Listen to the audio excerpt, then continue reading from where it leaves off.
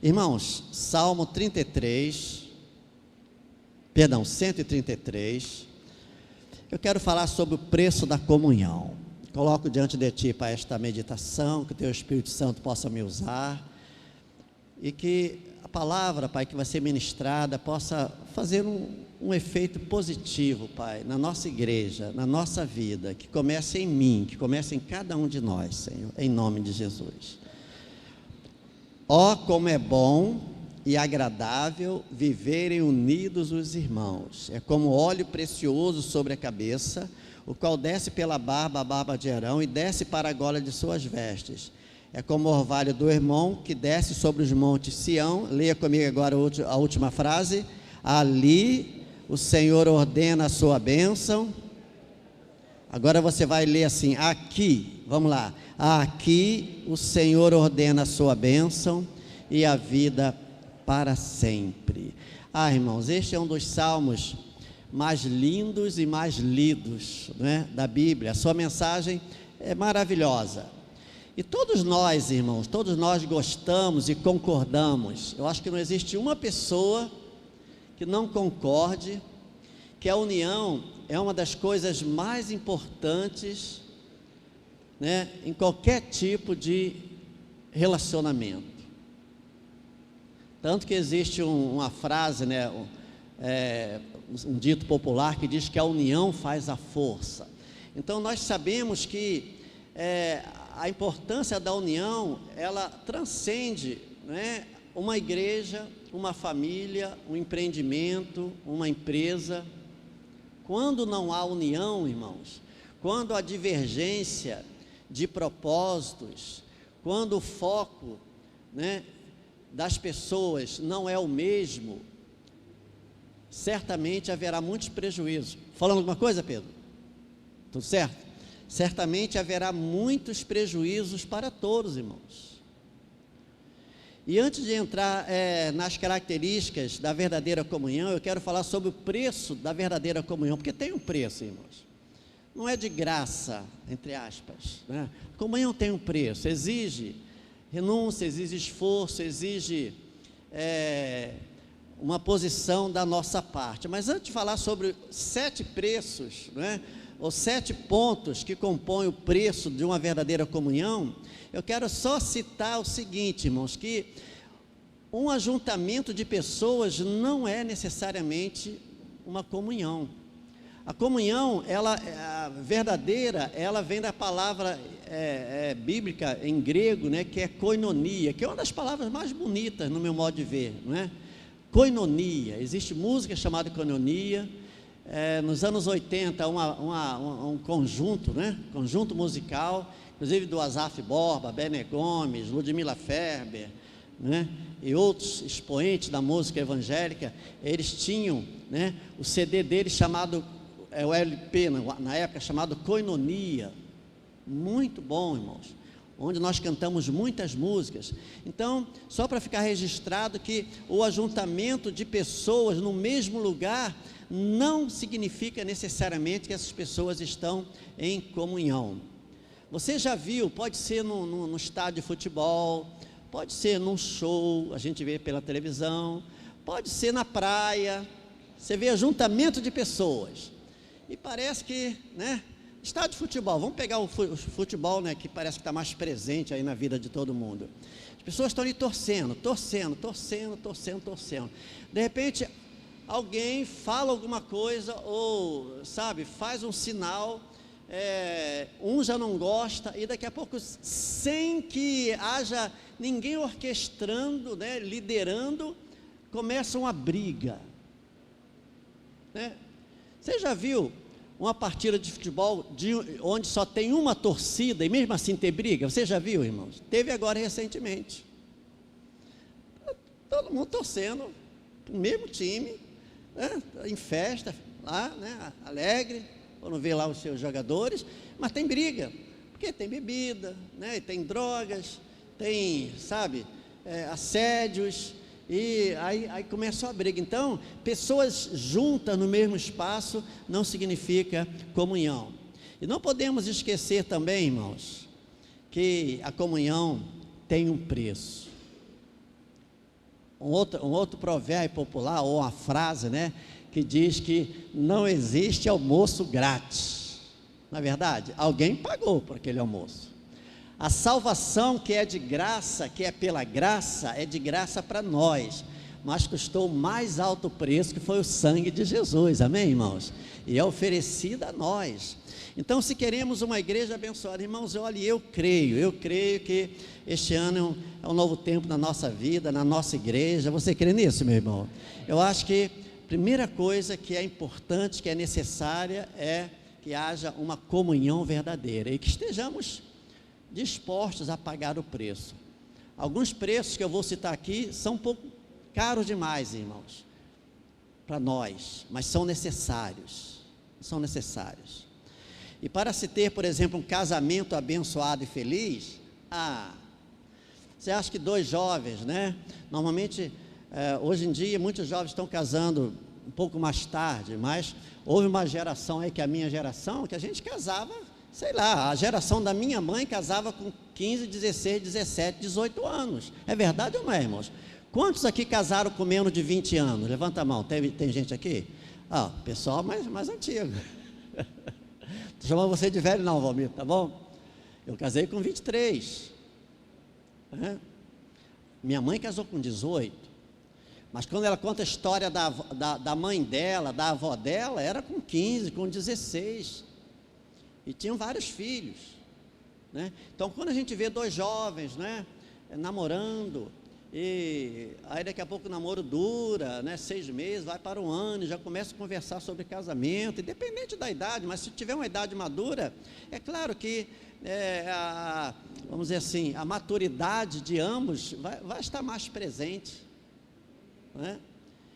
E às vezes, mesmo os dois um pouco mais maduros, ou não, às vezes não consegue ter essa noção de que quando se parte para um casamento, para que haja, né, uma harmonia verdadeira, tem um preço a pagar. Não é o preço do aluguel, não é o preço, sabe, das compras mensais, ou o preço de pagar as contas do mês, ou o preço de pagar a prestação de um carro, ou de um plano de saúde, ou de um colégio das crianças. Isso tudo faz parte, mas o maior preço que se paga na vida de um casal, irmãos, não é a mensagem desta manhã, isso é a mensagem, né, para outro momento, mas nós sabemos que tanto marido quanto mulher, quanto esposa, precisam primeiro entender que tem que se pagar um preço, que a gente não vai para o casamento, vamos ver no que vai dar, não, claro que não, irmãos. Existe o preço que o marido precisa pagar,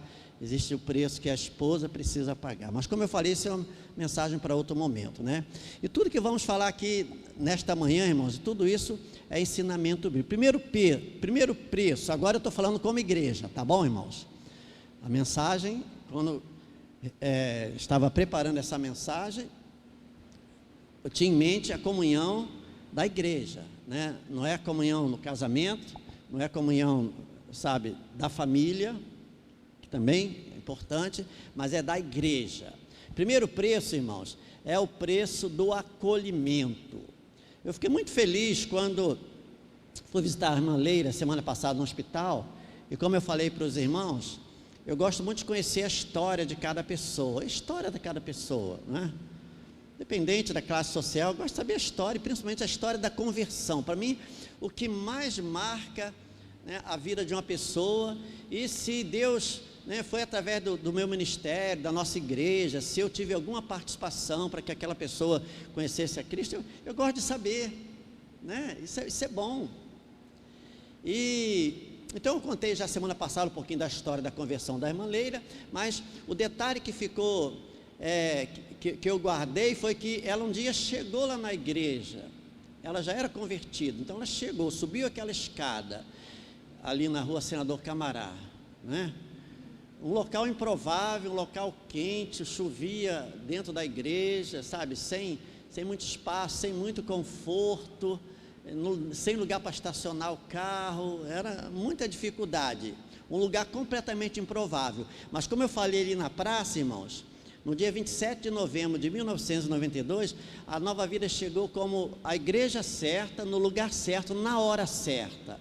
E Deus alcançou, irmãos, através, da igreja, não é de mim não, através do ministério, de homens que já passaram pela nossa igreja, alguns já estão com o Senhor, alguns estão servindo a Deus em outros lugares, alguns são pastores, alguns saíram bem, alguns saíram mal.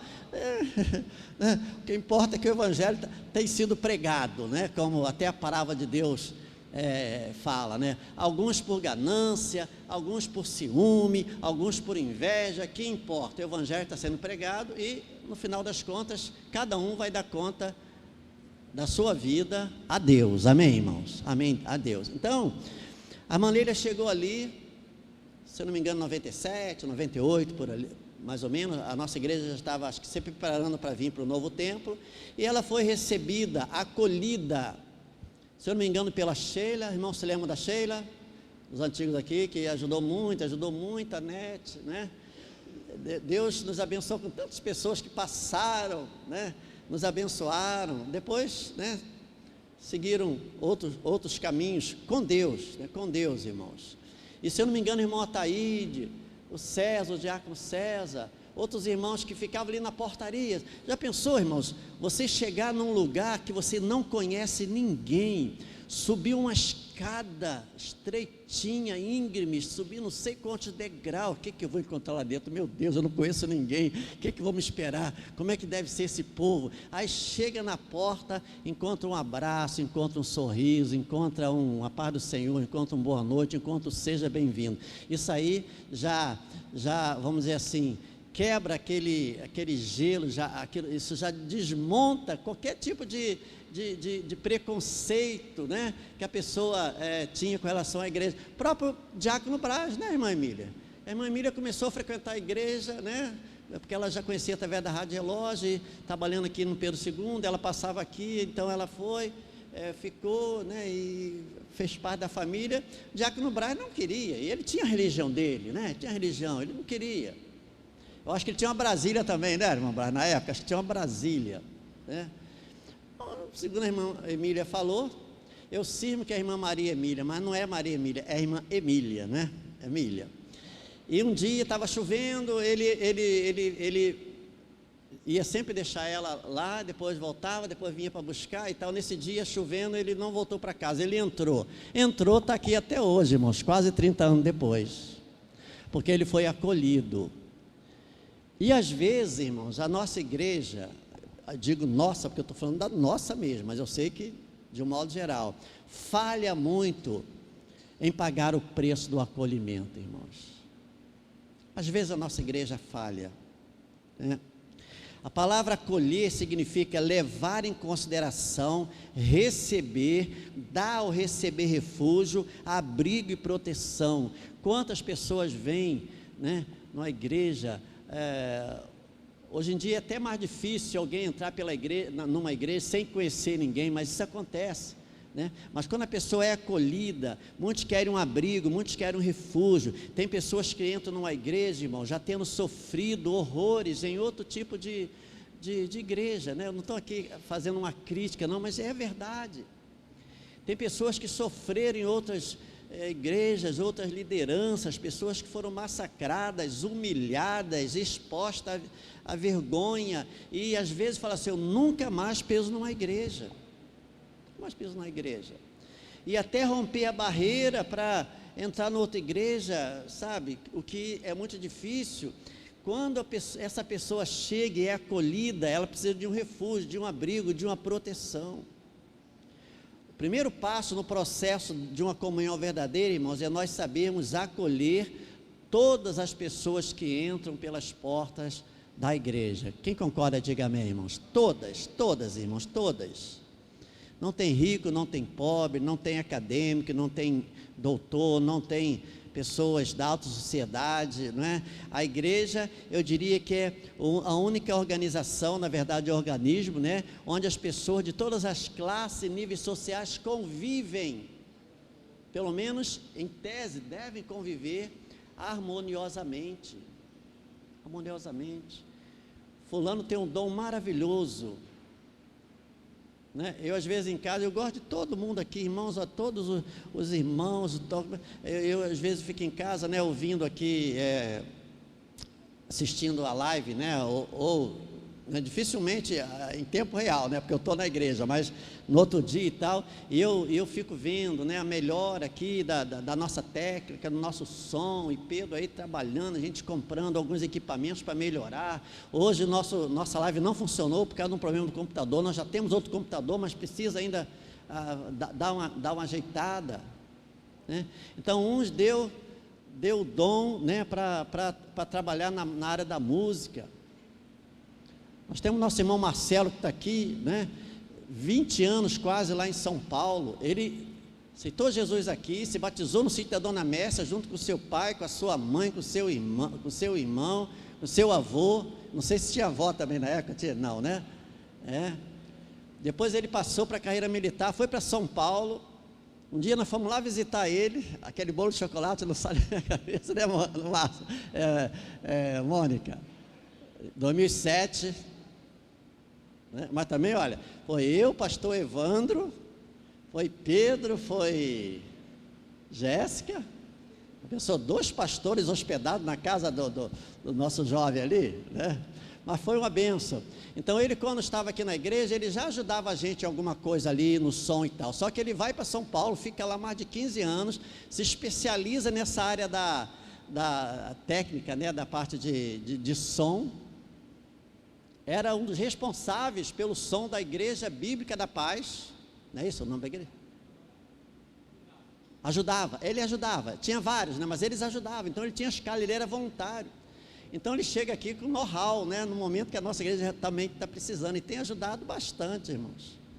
Assim como outros, tem uns irmãos que estão lá na cantina, tem uns irmãos que ajudam o estacionamento, tem uns irmãos que estão aqui no altar, tem uns irmãos que ajudam na zeladoria da igreja, né? A igreja cabe todos, irmãos. Não tem uma canção muito antiga que diz assim: Deus chama todos os povos, todos os homens, todas as crianças, todas as línguas e todas as nações? É verdade, nem todas ouvirão o chamado, devem ouvir, mas nem todas aceitarão o chamado, né? Mas a igreja é o lugar onde o doutor senta do lado daquele que nem a escola conseguiu ir, que era o caso do meu pai, né? E muitos outros irmãos. O acolhimento independe, né, do título de qualquer pessoa.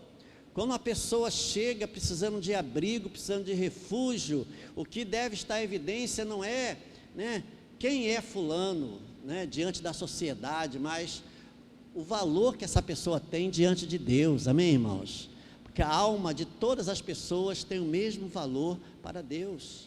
Ou seja, o primeiro passo no processo da comunhão é nós sabermos acolher todos os que entram pelas portas da igreja.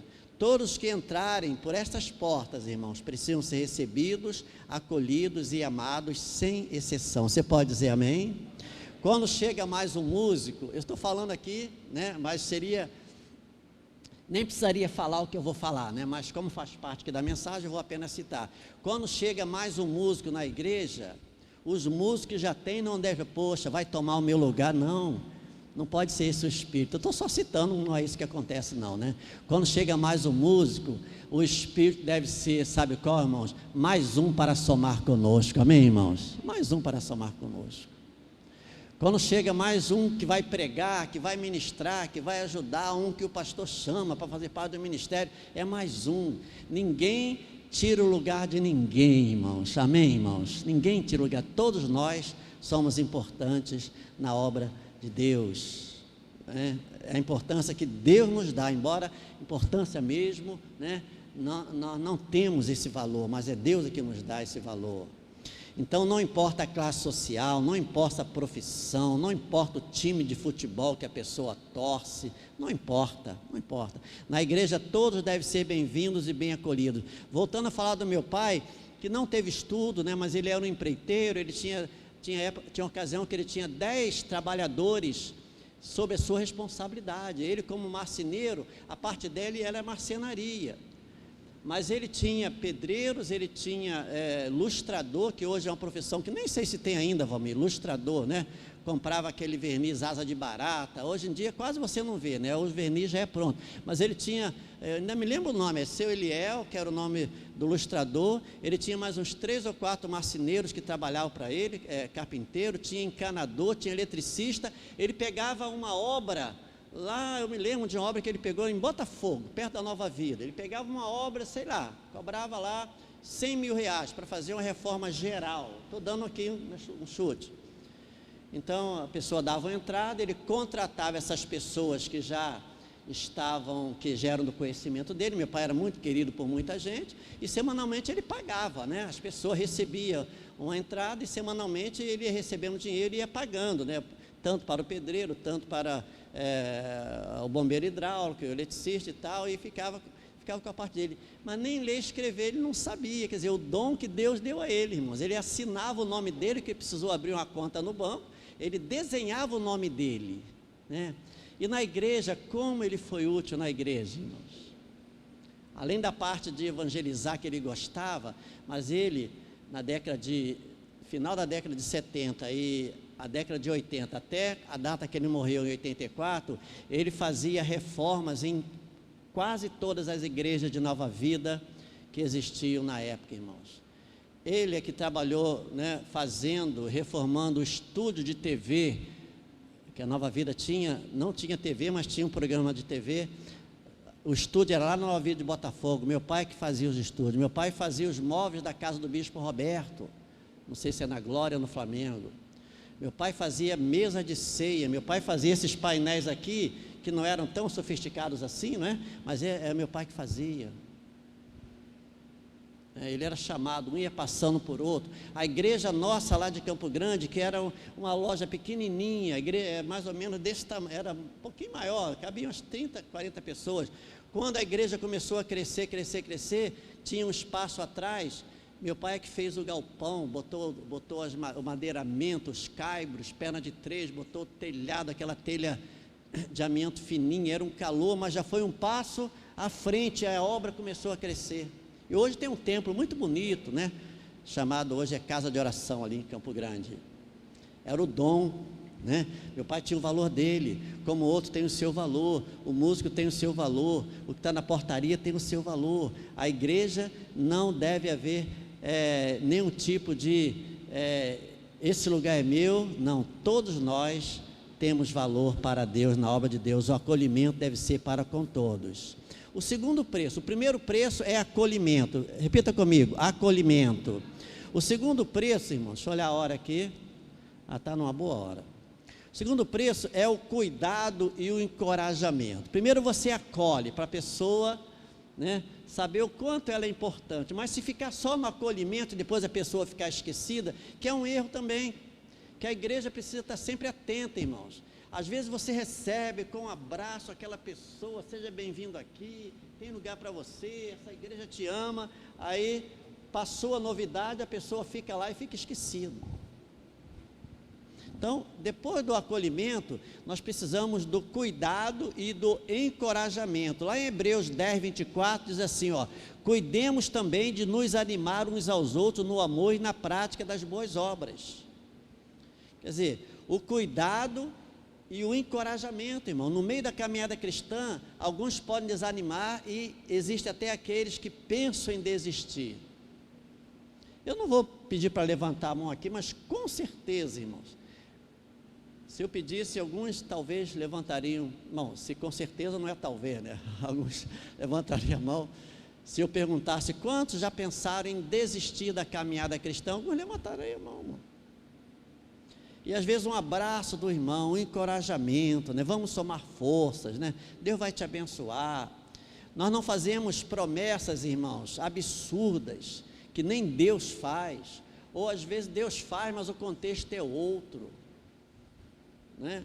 Mas nós trabalhamos no acolhimento e depois no cuidado e no encorajamento, no sentido de nós fazermos com aquele que está quase desanimado, aquele que está com a sua lâmpada quase apagada, sabe? Tem pessoas que estão com a sua lâmpada quase apagada, irmãos. Tá, apaga, não apaga, apaga, não apaga, apaga. Já, os irmãos sabem o que eu estou falando. A pessoa está fraca na fé, está desanimada, está fraca na fé, está desanimada, está fraca na fé. Aí na igreja, ao invés de receber o encorajamento, parece que recebe um balde de água, aí apaga de vez. Tem um versículo, irmãos, que eu não tenho aqui anotado onde ele está, não, mas que eu gosto muito, que diz que o Senhor não veio para esmagar a cana quebrada, nem para apagar a torcida que fumega. Quantos já ouviram esse versículo aqui? Tem até uma música muito engraçada, que eu nem sei direito, não vou cantar, claro, né? Quer dizer, Jesus não veio para acabar de destruir o homem que já está destruído. Ele veio para dar vida, né? Ele veio para levantar o caído, né? Ele faz com que, há um salmo que diz que o Senhor tira o homem do lixo, que é monturo, que é coletivo de lixo. Ele tira o homem do lixo, literalmente, e o faz assentar no meio dos príncipes. Deus dá dignidade a uma pessoa, irmãos, de qualquer tipo de procedência social, classe social, nível social. Deus, ele dá dignidade a uma pessoa que encontra Cristo. Essa pessoa encontra dignidade na sua vida. Dignidade, isso é muito importante. A igreja precisa colaborar, né, cuidando, encorajando. E quando há verdadeira comunhão, irmãos, todos precisam se ajudar para que ninguém fique para trás. Você pode dizer amém, irmãos? Ninguém fique para trás. Isaías 41:6, maravilhoso esse versículo, irmãos. Um ajuda o outro e diz ao seu próximo: seja forte. Diga para o seu irmão: seja forte, meu irmão. Eu não estou dizendo para você falar para o seu irmão: seja forte, você vai ficar rico.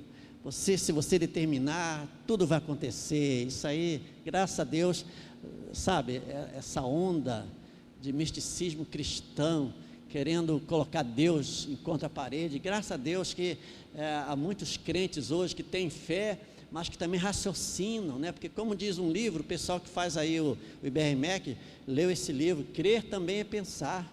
Crer também é pensar.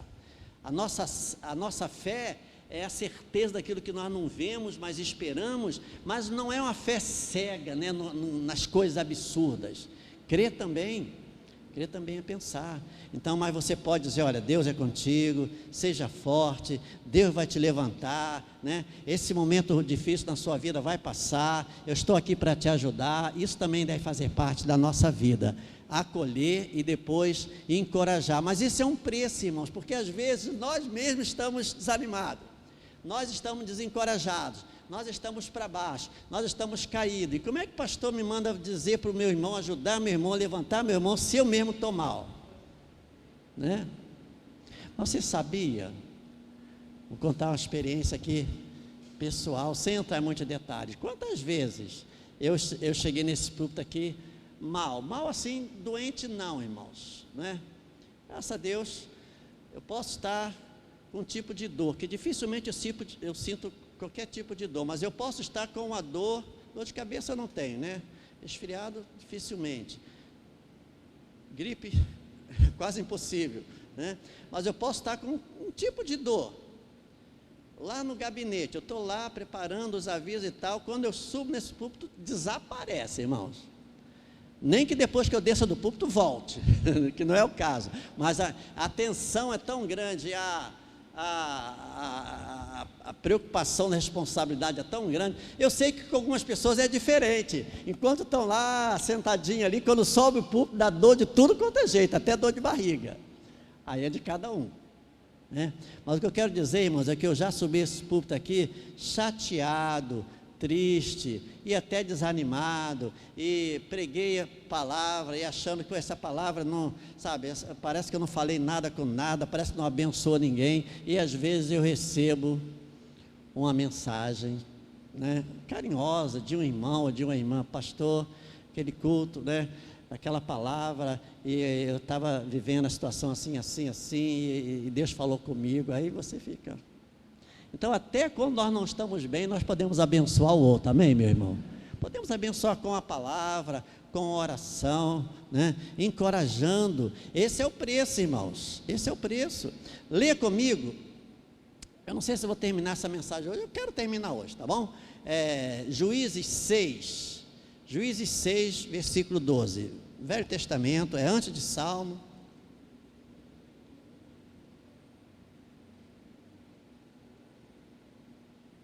Juízes capítulo 6, versículos de 12 a 14.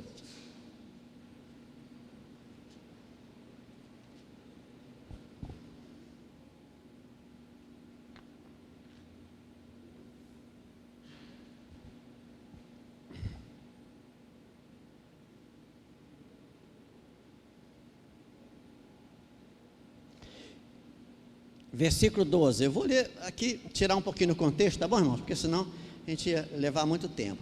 Então o anjo do Senhor lhe apareceu e lhe disse: o Senhor está com você, homem valente. Gideão respondeu: meu Senhor, se o Senhor Deus está conosco, por que nos aconteceu tudo isso? E onde estão todas as suas maravilhas que os nossos pais nos contaram? Eles disseram, o Senhor nos tirou do Egito, porém agora o Senhor nos abandonou e nos entregou nas mãos dos midianitas. Então o Senhor se virou para Gideão e disse, leiam comigo o que Deus disse para Gideão: vá nessa força que você tem e livre Israel das mãos dos midianitas. Não é verdade que eu estou enviando você? A Gideão, ele dialoga aqui e tal, mas a síntese do que eu quero falar é exatamente quando Gideão, atacado pelos inimigos e correndo o risco potencialmente de uma grande derrota, ele fala assim: poxa, nossos pais falaram das grandes obras que o Senhor operou no passado, mas não estamos vendo isso acontecer. Aí Deus fala: olha, homem valente.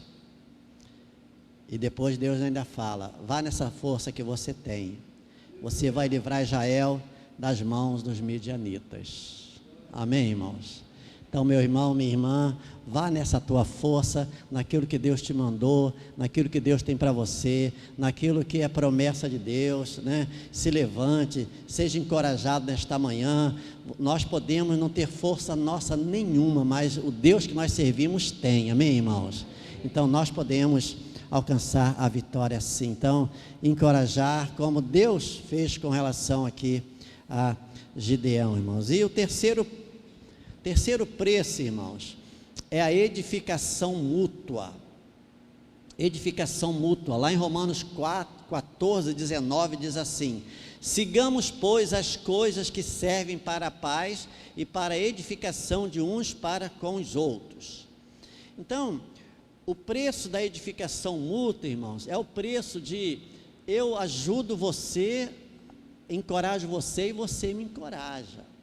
A igreja tem hierarquia? Claro que tem hierarquia, precisa ter. Precisa ter liderança, tinha um grupo da nossa igreja antiga, dessa igreja, lá de Campo Grande, a minha primeira igreja, que de vez em quando eu cito aqui, onde eu me converti, me batizei, fiquei 10 anos, um grupo lá muito chegado a nós. De repente houve uma época lá que saiu um grupo grande da igreja, pessoas que eram meus padrinhos, nossos amigos, saíram da igreja. A igreja não servia mais para eles. É um direito também, de cada um. Só que eles foram para uma outra igreja, e o argumento deles é assim: não, a igreja que nós estamos agora não tem líder, não tem pastor.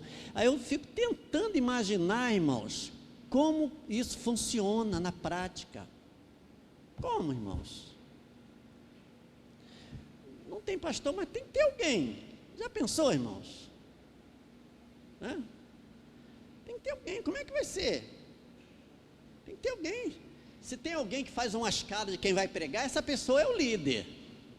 Pode não ter nome de pastor, pode ter nome de ancião, pode ter nome de profeta, pode ter nome de bispo, pode ter nome de apóstolo, É uma questão mais de semântica, mas não, porque lá não tem pastor. E talvez essas pessoas quiseram ir para esse tipo de trabalho, porque a igreja que nós éramos tinha uma liderança muito forte, forte em todos os sentidos, Uma liderança, mas eram pessoas de Deus, mesmo com suas falhas e seus defeitos,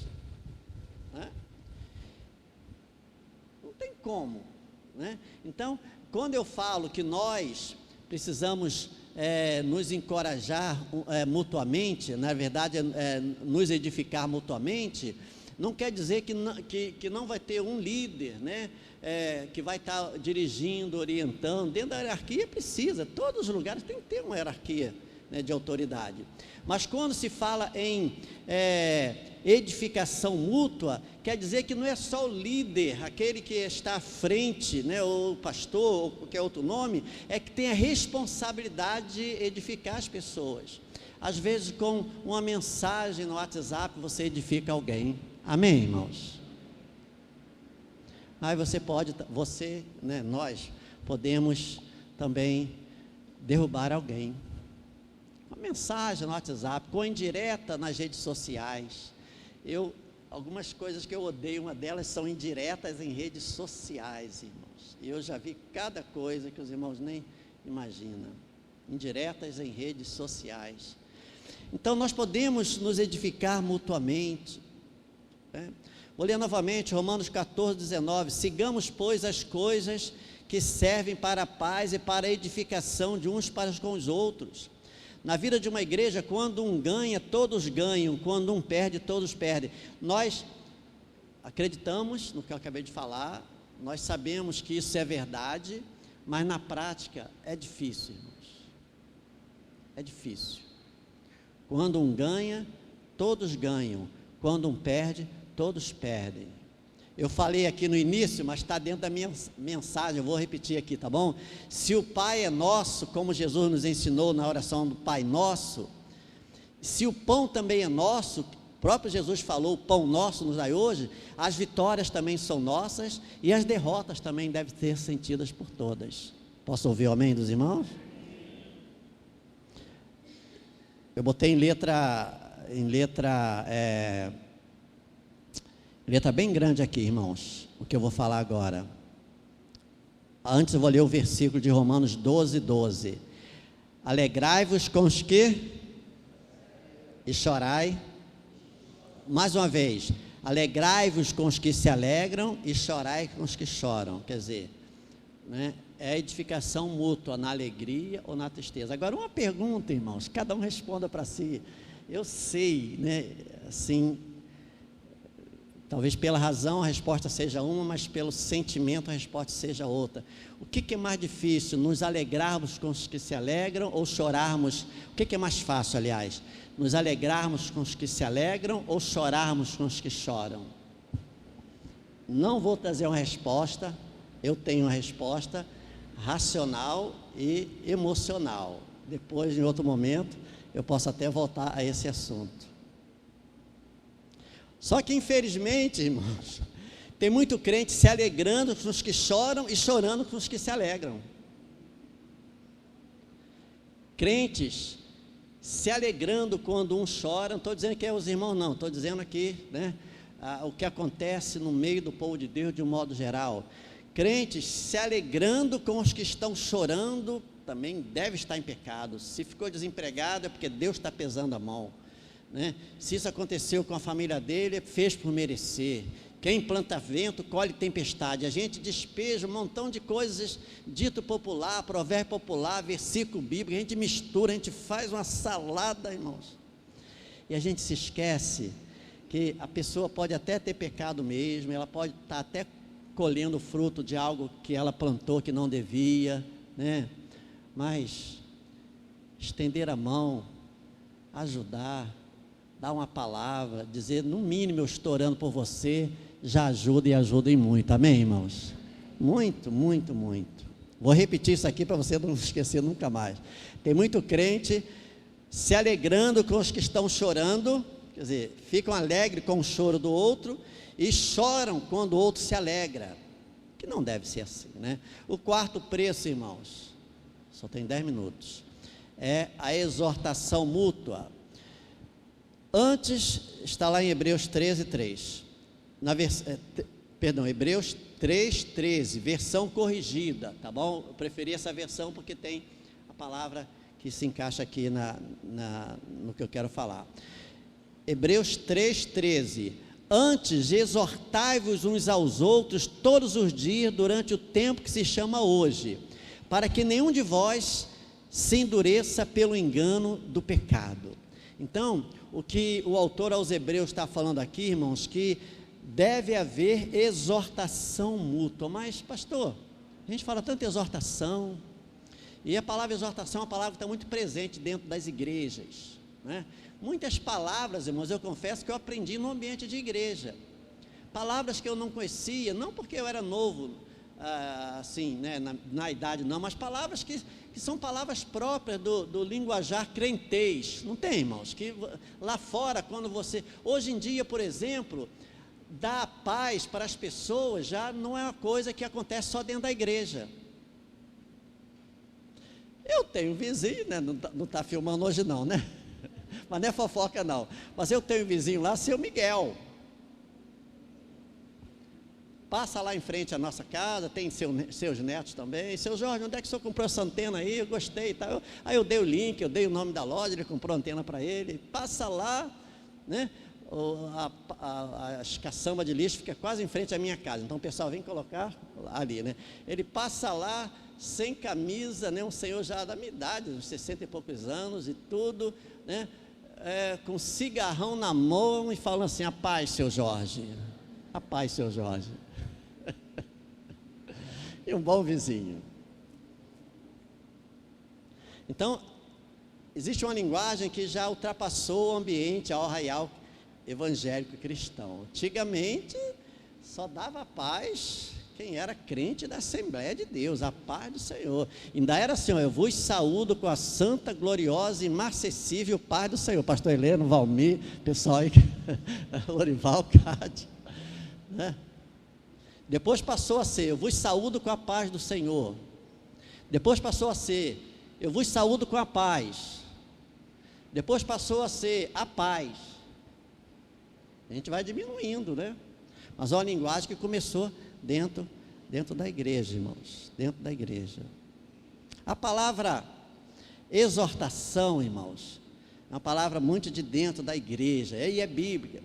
Dependendo da situação, exortar pode significar, preste atenção, pode significar ensinar, aconselhar, consolar ou até repreender, ou até.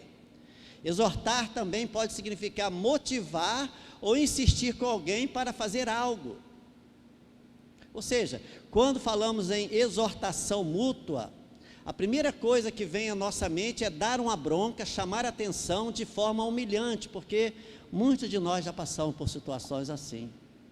Fulano foi exortado, o pastor deu uma bronca no fulano, né? O líder do coral chamou a atenção de cicrano, e sabe, e a gente tem um pouco medo dessa palavra exortar. Só que a Bíblia diz aqui que nós que deve haver no nosso meio exortação mútua, ensino mútuo, aconselhamento mútuo, consolo mútuo, e se for necessário até uma repreensão.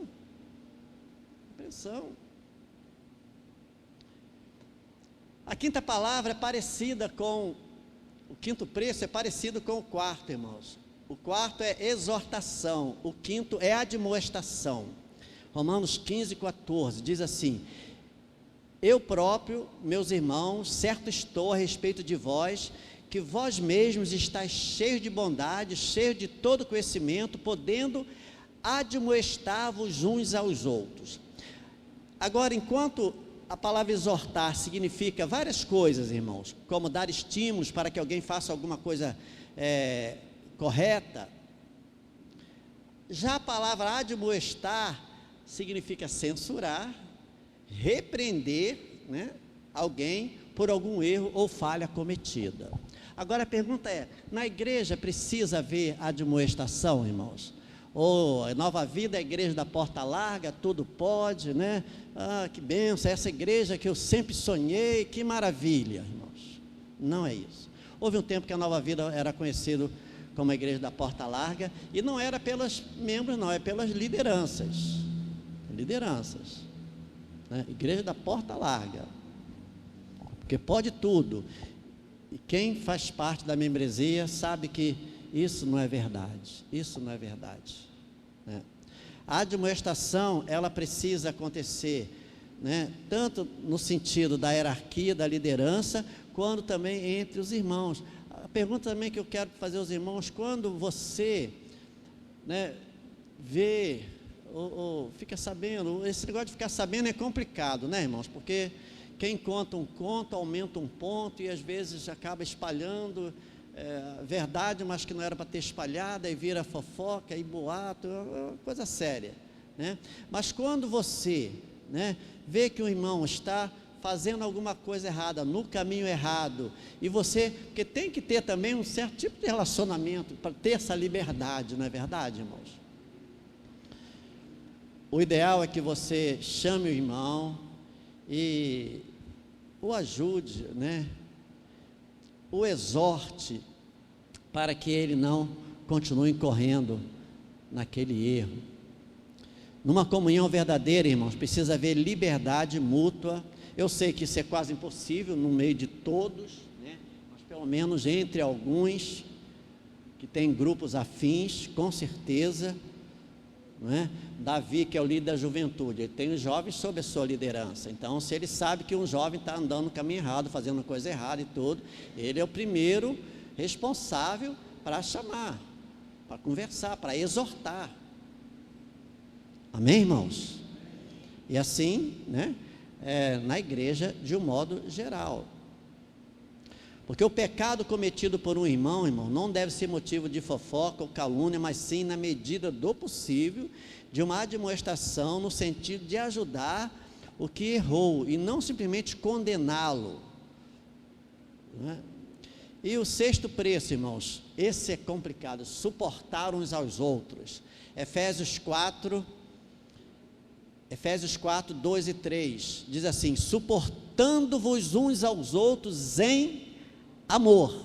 Repita comigo: suportando-vos uns aos outros em amor, fazendo tudo para preservar a unidade do Espírito no vínculo da paz. O preço de suportar é às vezes muito alto, mas eu vou trazer um esclarecimento sobre essa expressão suportar, irmãos. Porque quando falamos em suportar, a primeira coisa que nos vem à mente é ter que aguentar, em tese, alguém que é insuportável. Agora, outra pergunta, irmãos, eu gosto muito de trabalhar com perguntas, porque o que move o mundo não são as respostas, são as perguntas, né? Você já ouviu isso? Não é verdade? Será que eu, como crente, como membro de uma igreja, independente de eu ser pastor ou não, pode ser um novo convertido, pode ser um velho convertido, pode ser um crente que é membro de uma igreja, convertido, ele pode falar assim: eu não suporto fulano de tal, eu não vou com a cara de fulano, irmãos? Essa é a questão, porque, mais uma vez, eu usando a razão, eu vou dizer: não, isso não pode acontecer, mas quando eu vou para o lado prático, eu vejo que isso acontece. Infelizmente, irmãos, mas que não deveria acontecer. Só que a palavra suportar também, ela tem um outro significado, irmãos. Eu fui lá no dicionário, eu fui lá e tal, tanto vi na questão bíblica quanto também secular. A palavra suportar também pode significar dar o suporte necessário para uma pessoa se manter de pé ou desenvolver os seus dons e talentos. Quando Paulo fala suportáveis uns aos outros, ele pode estar se referindo, sim, né, a pessoas difíceis, mas que mesmo assim, no amor de Cristo, eu devo suportar as pessoas mais difíceis, porque você fala assim: a fulano é tão difícil, mas você também não é, não? Nós também não somos, irmãos.